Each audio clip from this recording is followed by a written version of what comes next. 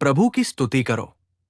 होसेना ministries की ओर से हमारे प्रभु यीशु मसीह के गौरवशाली नाम में आप सभी को नमस्कार। प्रभु आपको आशीर्वाद दे और आपको समृद्ध करें। आज शाम मैं पवित्र शास्त्र से एक श्लोक पढ़कर आपके समक्ष प्रस्तुत करूंगा। भजन 147 के पहले श्लोक से प्रभु की स्तुति करो। हमारे परमेश्वर की स्तुति करना कितना अच्छा है, उसकी स्तुति करना कितना सुखद और उचित है। प्रियजनों, देखिए, श्लोक के इस भाग में हमें उसकी स्तुति करने, उसकी स्तुति गाने के लिए कहा गया है। क्यों पूछने की भी आवश्यकता नहीं है। मुझे ऐसा लगता है उसकी स्तुति करने के बहुत सारे कारण हैं, अनगिनत कारण। यदि हम केवल उन्हें याद करें, स्मरण करें और अपने मन में लाएं, तो हम उनकी उपस्थिति में उनके गौरवशाली और महान कार्यों का निरंतर अनुभव कर रहे हैं। इस धरती पर ऐसा कोई नहीं है जो कह सके कि परमेश्वर ने मेरे साथ कोई अच्छा काम नहीं किया है और फिर भी जीवित रह सके, क्योंकि सबसे बढ़कर सबसे बड़ा चमत्कार यह है, दुनिया के इस गहन अंधकार में प्रभु ने हमें जीवित रखा है, अपने अनुग्रह में हमारे जीवन को छिपाया है और अपने पंखों की छाया में हमारी रक्षा की है। इससे बड़ा कोई चमत्कार या गौरवशाली कार्य नहीं है। ईश्वर के प्यारे बच्चों, जब हमें उनकी स्तुति करने के लिए कहा जाता है, तो सबसे पहले हमारे दिल कृतज्ञता से भर जाने चाहिए। जो लोग उनकी अच्छाई के बारे में नहीं सोच सकते, जो उनके शानदार कामों को नहीं देख सकते, वे उनकी स्तुति नहीं कर सकते। जो लोग उनके द्वारा किए गए अच्छे कामों को याद करते हैं और उन पर विचार करते हैं और उन शानदार कामों का अनुभव करते हैं, वे चुप नहीं रह सकते। तो आज हम किस समूह में आते हैं? क्या हम उनकी अच्छाई का अनुभव करते हुए भूल रहे हैं, या हम प्रभु द्वारा किए गए अच्छे कामों को याद कर रहे हैं और उनकी स्तुति कर रहे हैं? कुछ लोग कृतज्ञता की भावना नहीं दिखाते हैं। वे अनुभव करते हैं, वे प्राप्त करते हैं, वे प्रार्थना करते हैं, उन्हें ईश्वर से सभी आशीर्वाद मिलते हैं, लेकिन वे उनके द्वारा किए गए अच्छे कामों को याद नहीं कर सकते और उनकी स्तुति नहीं कर सकते। ये विचार उनके मन में भी नहीं आता। लेकिन हमें ऐसे लोग नहीं बनना चाहिए। हर मामले में जिस तरह हमारे पूर्वजों ने प्रभु की स्तुति और आराधना की और उन्हें आशीर्वाद और महिमा मिली, हमें भी कृतज्ञता के साथ उनकी स्तुति करनी चाहिए और स्तुति गाना चाहिए। ये श्लोक हमें फिर से इस पर स्पष्टता देता है। अब एक शब्द पवित्र शास्त्र में जब हम उनकी स्तुति करने के कारणों को देखते हैं, तो आज के ध्यान के लिए हम कुछ को पहचान सकते हैं। उनकी स्तुति करने के कारण सबसे पहले जब हम देखते हैं, एक बार भगवान अब्राहम के सामने प्रकट हुए।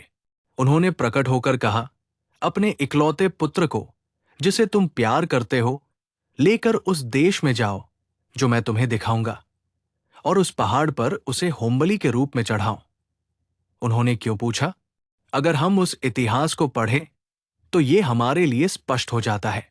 ऐसा नहीं है कि उन्होंने मानव बलि की इच्छा की या कुछ और अपेक्षा की, लेकिन उन्होंने उस भेंट के लिए क्यों कहा, इसका कारण इस श्लोक में स्पष्ट हो जाता है। अपने इकलौते पुत्र को जिसे तुम बहुत प्यार करते हो, वो खुद ऐसा कहते हैं। इसलिए जब उसने अपने प्यारे बेटे को बलि के रूप में चढ़ाने के लिए कहा, प्यारे लोगों, अब्राहम ने अपने बेटे का हाथ पकड़ा, चाकू, जलाऊ लकड़ी, आग अपने हाथ में ली और अपने सेवकों को लेकर यात्रा शुरू की।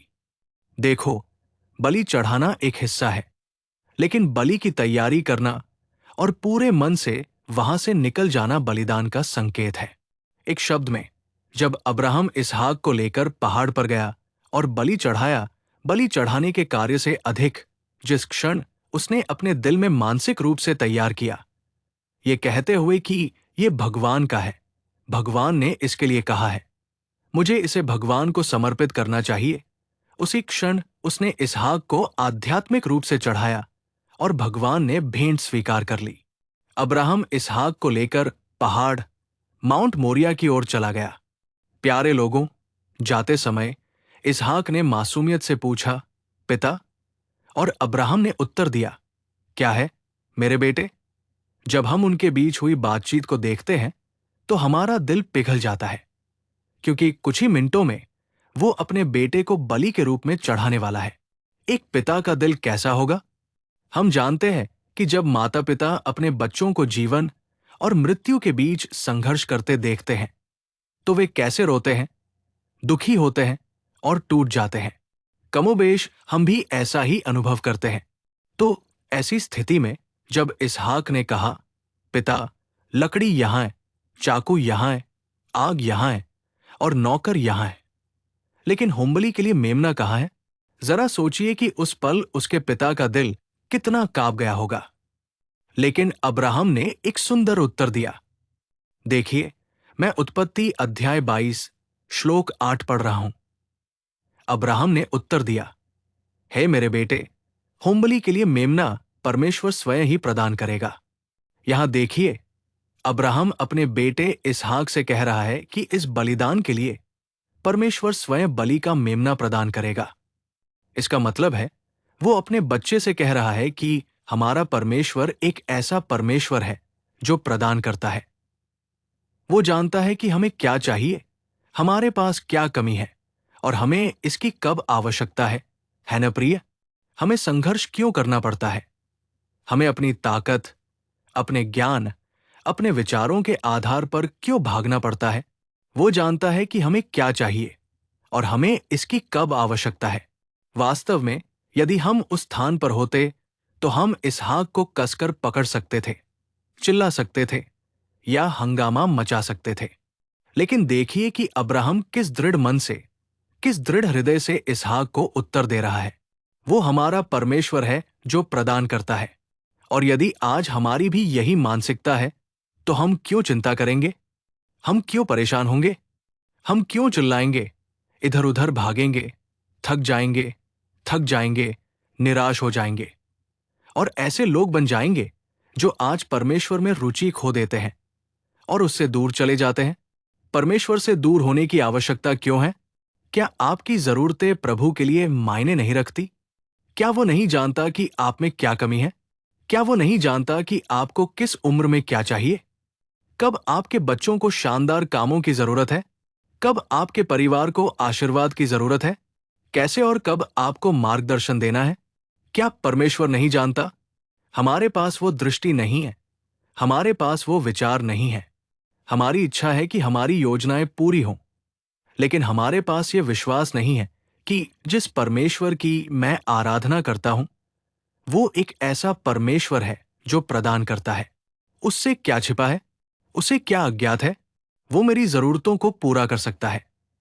मेरे प्यारे भाइयों और बहनों, इसीलिए हम विश्वास की कमी के कारण परमेश्वर के कार्यों से दूर हैं। हम दुख के सागर से बाहर नहीं आ पा रहे हैं। अब्राहम के जीवन इतिहास में हम देखते हैं, वे वहां गए और अब्राहम ने जलाऊ लकड़ी की व्यवस्था की। उसने अपने प्यारे बेटे के पैर बांधे, उसके हाथ बांधे, इसहाक को बलि के जानवर के रूप में जलाऊ लकड़ी पर लिटा दिया। वास्तव में इसहाक ने सोचा होगा, क्या आपने नहीं कहा कि परमेश्वर प्रदान करेगा? क्या परमेश्वर ने मुझे दिखाया है? लेकिन उसने ऐसा नहीं पूछा है न प्यारे भाइयों और बहनों। हम नहीं जानते कि उनके बीच क्या बातचीत हुई, लेकिन इस बीच परमेश्वर ने अब्राहम को बुलाया और उसे झाड़ी में फंसा हुआ मेढ़ा दिखाया। बच्चे के बंधे हुए पैर खोले गए। इसहाक को फिर से जीवित किया गया। जब वे दोनों झाड़ी में फंसे मेढ़े को लाए और उसे बलि के रूप में चढ़ाया, तो फिर से इसहाक ने अब्राहम से पूछा होगा, क्या परमेश्वर ने वो मेढ़ा दिखाया जिसके बारे में तुमने कहा था कि वो भोजन देगा? सोचो कि वे पल कितने मधुर रहे होंगे। प्रिय भाइयों और बहनों, निश्चित रूप से जब वो कहता है कि वो भोजन देगा, तो वो भोजन देगा। जब हम अपनी जिम्मेदारियां उसे सौंपते हैं, तो वो उन्हें पूरा करता है। जब हम उसके द्वारा कहे गए वचन और शास्त्र को पूरा करने में सक्षम होते हैं, तो वो हमारे कार्यों को पूरा करता है। उन दोनों के बीच क्या अद्भुत बात हुई होगी। कुछ ही मिनट पहले अब्राहम ने कहा, परमेश्वर भोजन देगा। कुछ मिनट पहले इसहाक के पैर बांध दिए गए थे और उसे वेदी पर रख दिया गया था। तब इसहाक ने सोचा होगा, क्या वो वास्तव में भोजन देगा? क्या उसने मेरी देखभाल की? और कुछ ही मिनटों बाद उन्होंने अपनी आंखों से परमेश्वर के काम को देखा। जब हम इन सभी घटनाओं पर एक एक करके विचार करते हैं तो ये कितना आश्चर्यजनक है। फिर हम उस परमेश्वर की स्तुति कैसे न करें जिसने ये सभी अद्भुत कार्य किए। जब उसने उनके लिए एक ऐसे परमेश्वर के रूप में चमत्कार किए जो उन्हें भरता है, तो हम स्तुति किए बिना कैसे रह सकते हैं? यदि ऐसा है तो मेरे प्यारे भाइयों और बहनों, हमें भी उसकी स्तुति किए बिना नहीं रहना चाहिए। जब हम याद करते हैं कि उसने अब तक हमारे कामों को पूरा किया है, महान कार्य किए हैं, हमारा समर्थन किया है और हमारा नेतृत्व किया है, हमें उसकी स्तुति करनी चाहिए। ये सुखद है, ये शास्त्र हमें यही बताता है। मैं आपको एक और छोटी आयत भी याद दिलाना चाहता हूं, जो भजन 45:7 में लिखी गई एक सुंदर आयत है। तू धार्मिकता से प्रेम करता है और दुष्टता से घृणा करता है, इसलिए तेरे परमेश्वर ने तेरे साथियों से अधिक आनंद के तेल से तुझे अभिषेक किया है। यहां जब हम देखते हैं तो वो हमें हमारे साथियों से ऊपर उठाएगा। हमें उसकी स्तुति क्यों करनी चाहिए? हमें उसकी महिमा क्यों करनी चाहिए? क्योंकि वो परमेश्वर है जो ऊंचा उठाता है, वो परमेश्वर है जो प्रदान करता है। वो हमसे क्या चाहता है? कि हम ऊंचा उठें, कि हम ऊंचे दर्जे पर रहें, कि हम ऊंचे दर्जे पर चलें, कि हम ऊंचे पद पर रहें। उसमें कोई कमी नहीं है। जब हम प्रार्थना करते हैं तो हम मासूमियत से 30 गुना, 60 गुना कहते हैं, लेकिन परमेश्वर हमसे यही चाहता है कि हम बहुत फल लाएं, ऊंचा जीवन जिए, ऊंचा उठाए। परमेश्वर के प्यारे बच्चों, जब उसने हमारे बारे में इतना सोचा है तो हम कहाँ हैं? क्या हम एक खोई हुई चूड़ी की तरह उलझे हुए हैं, या हम ऊंचे हो रहे हैं? क्या हम परमेश्वर द्वारा आशीर्वादित हो रहे हैं? और अगर उसे हमें ऊंचा उठाना है, अगर उसे हमें आशीर्वाद देना है, तो हमारे पास सही योग्यता और पात्रता होनी चाहिए, है ना? जिस तरह से उसने हमें ऊपर उठाया, जिस तरह से उसने हमें महिमा दी, जिस तरह से उसने हमें आशीर्वाद दिया, जिस तरह से उसने हमें उच्चतर अवस्था में पहुंचाया, क्या हम इसके योग्य हैं? यही प्रश्न है। हमारी धार्मिकता के अनुसार जब हम इस श्लोक को देखते हैं, तुम धार्मिकता से प्रेम करते हो और दुष्टता से घृणा करते हो, तो हमारे पास वो योग्यता होनी चाहिए, है ना? दुष्टता से घृणा करना। आज हम दुष्टता से भरी दुनिया का अनुभव कर रहे हैं। भक्ति की शक्ति प्राप्त करने के लिए हमें धार्मिकता की तलाश करनी चाहिए। आज हम दुष्टता से भरी दुनिया देखते हैं। जहां भी हम देखते हैं वहां अधर्मी गतिविधियां और ईश्वर विहीनता से संबंधित कार्य है। ऐसा नहीं है कि भक्ति नहीं है। हर व्यक्ति किसी न किसी तरह की भक्ति कर रहा है, लेकिन वो भक्ति ईश्वर विहीन भक्ति है। ईश्वर विहीन भक्ति पर्याप्त भक्ति नहीं है। ये सही मात्रा में भक्ति नहीं है। ये उस तरह की भक्ति नहीं है जिसे भगवान स्वीकार करते हैं। ये ऐसी भक्ति नहीं है जो पुरस्कार लाती है। अधर्मी, ईश्वर विहीन भक्ति, दूसरों को चोट पहुंचाने जैसे कार्य भक्ति का एक रूप बन गए हैं। दूसरों का खून देखना भक्ति बन गई है। दूसरों को नुकसान पहुंचाना, सताना, परेशान करना भी महान दिखने की चाह में भक्ति समाधि का एक रूप बन गया है। ऐसी सांसारिक धार्मिकता हम पर हावी है, लेकिन ईश्वरीय धार्मिकता ऐसी नहीं है। ईश्वरीय भक्ति ऐसी नहीं है। ये लाभकारी है। ये हमें कल्याण पहुंचाती है। वो भक्ति हमें पुरस्कार दिलाती है। वो भक्ति हमें ईश्वर में स्थापित करती है। तो आज क्या हम धार्मिकता से प्रेम करते हैं और ईश्वर विहीनता से घृणा करते हैं, या हम धार्मिकता से घृणा करते हैं और ईश्वर विहीनता से प्रेम करते हैं? आज अधिक से अधिक हम लोगों को धार्मिकता से घृणा करते और ईश्वर विहीनता से प्रेम करते हुए देखते हैं। जो लोग धार्मिकता से, ईमानदारी से, सच्चाई से जीते हैं, ये दुनिया उन्हें बेकार समझती है। ये ईमानदारी और धार्मिकता से जीने वालों को बेकार समझती है। कहती है कि वे किसी काम के नहीं हैं। लेकिन मैं कहता हूं, भले ही दुनिया ऐसा ही सोचे, अगर सर्वशक्तिमान ईश्वर हमारे साथ खड़े हैं तो ये काफी है। अगर हम सर्वशक्तिमान ईश्वर की नजर में हैं तो ये काफी है। वो हमें ऊंचा करेगा, वो हमें महिमा देगा। उसकी महिमा के सामने कुछ भी नहीं टिक सकता। उसकी महिमा का मुकाबला कोई नहीं कर सकता। इस दुनिया में कुछ भी उसकी महिमा को बाधित करने की शक्ति नहीं रखता।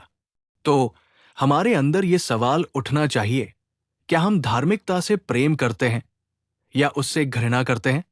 भले ही बाधाएं आए, भले ही मुसीबतें प्रचंड लहरों की तरह उठें, हमें धार्मिकता को नहीं छोड़ना चाहिए। अगर हम धार्मिकता से प्रेम करते हैं और अधर्म और ईश्वर विहीनता से घृणा करते हैं, तो वो उस योग्यता के अनुसार आपको ऊंचा करेगा। वो आपको ऊंचा करेगा। शास्त्रों में देखें, मोर्दकै का इतिहास, शद्रक, मेशक और अबेदनगो का इतिहास। उन्होंने सच्ची भक्ति के साथ जीने का फैसला किया। दुखों का सामना करने पर भी वे डरे नहीं, भक्ति का मार्ग नहीं छोड़ा। उन्होंने अपना विश्वास बनाए रखा, क्योंकि वे ईश्वर विहीनता से घृणा करते थे और धार्मिकता का अनुसरण करते थे। वे आग को ठंडा कर सकते थे, वे शेरों के मुंह बंद कर सकते थे। वे ऐसे नायक बन गए जो दुश्मन राजाओं के इतिहास और कानूनों को पलट सकते थे। मेरे प्रियजनों, हमें उसकी स्तुति करनी चाहिए, क्योंकि वही हमें ऊंचा उठा सकता है। मोर्दकै को ऊंचा उठाया गया, शद्रक, मेशक और अबेदनगो को ऊंचा उठाया गया। देखो, हमें भी उस ऊंचे उठाने वाले परमेश्वर की स्तुति करनी चाहिए। हमें उसकी स्तुति करनी चाहिए। अंत में मैं आपको एक और छोटा सा शब्द याद दिलाऊंगा। यह भजन 147 के तीसरे पद में लिखा है, वो टूटे हुए दिलों को चंगा करता है और उनके घावों पर पट्टी बांधता है। देखिए, पद के इस हिस्से में हम दो चीजें देखते हैं। एक, वो चंगा करता है। दो, वो बांधता है। वो क्या चंगा करता है? वो क्या बांधता है? वो टूटे हुए दिल को चंगा करता है, वो घावों को बांधता है। देखिए, हमारा प्रभु कौन है? वो जो हमारे दिल को देखता है, वो जो हमारे भीतर के अस्तित्व को जानता है। उससे कुछ भी छिपा या गुप्त नहीं है। तो यहां टूटा हुआ दिल, उसे कौन देखता है? हम अच्छा कर रहे हैं, अच्छा चल रहे हैं, अच्छा खा रहे हैं, सभी क्षेत्रों में महान है। लेकिन क्या दिल का दर्द दूर हो जाता है? क्या हृदय की अशांति दूर हो जाती है? क्या आज मन की परेशानियां दूर हो रही हैं? भले ही हम खाते पीते हों, चलते फिरते हों, जीते हों और अपने कर्तव्य निभाते हों, ये वास्तविकता है कि मानसिक पीड़ा आज मानव हृदय को कुचल रही है। हम इसे जानते हैं, है ना? तो फिर इस छिपे हुए दर्द, इस दुख, इस संकट को कौन ठीक करेगा? इसे कौन ठीक करेगा? केवल एक ही व्यक्ति है जो हृदय को समझता है। वो हमारा प्रभु यीशु मसीह है। वो आपके टूटे हुए हृदय को ठीक करेगा। आपका हृदय जिस भी क्षेत्र में टूटा हुआ है, शायद कोई मनुष्य नहीं जानता। आपका मन जिस भी क्षेत्र में थका हुआ, हतोत्साहित है, शायद कोई मनुष्य इसे पहचान नहीं पाता, लेकिन प्रभु इसे देखता है। वो स्पष्ट रूप से जानता है। वही चंगा करने वाला है। झाड़ू के पेड़ के नीचे मरने की इच्छा रखने वाला एलिया प्रार्थना करने के बाद सो रहा था। उसे किसने पहचाना?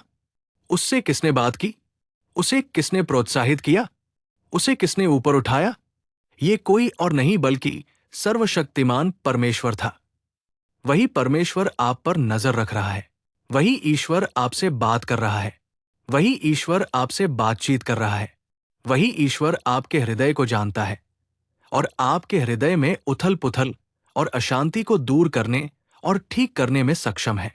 वो आपके हृदय के घाव को बांधता है। मनुष्य हृदय को चोट पहुंचाता है, परिस्थितियां हृदय को घायल करती है, लेकिन ईश्वर उस घाव को बांधता है। मनुष्यों की तरह ईश्वर घाव देने वाला नहीं है। वो प्रहार करने वाला नहीं है। नहीं, वो रक्त मांगने वाला नहीं है। वो वह है जिसने हमारे लिए अपना रक्त बहाया। वो वह है जिसने हमारे लिए प्रहार सहे। वो हमारे लिए नीचे आया, हमारे साथ खड़ा हुआ, और वो सहायक है जो सहारा देता है। इसलिए हमें उसका गुणगान करना चाहिए। हमें उसका महिमागान करना चाहिए। ये स्तुति की माला केवल आपके लिए है। ये गौरवशाली मंच आपके लिए है।